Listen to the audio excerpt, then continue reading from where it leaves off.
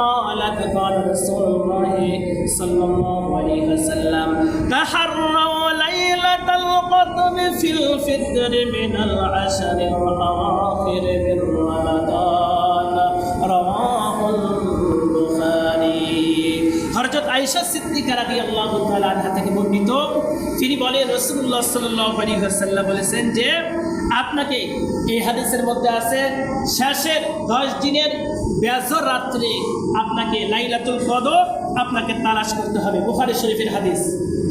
বেজর রাত্রিতে বেশি করে আপনাকে এই লাইলাতুল কদর যে রাত আছে এই রাতগুলো তালাশ করতে হবে, বেশি করে নফল নামাজ আদায় করতে হবে। যখন আপনি কোরআনে কারিম তেলাওয়াত করতে পারেন, আপনি নামাজ পড়েছেন, একটু বসে কোরআনে কারিম তেলাওয়াত করলেন, এরকম করে আপনাকে এই কাজগুলো করতে হবে। এই জন্য আল্লাহ পাক যেন আপনাদেরকে যেন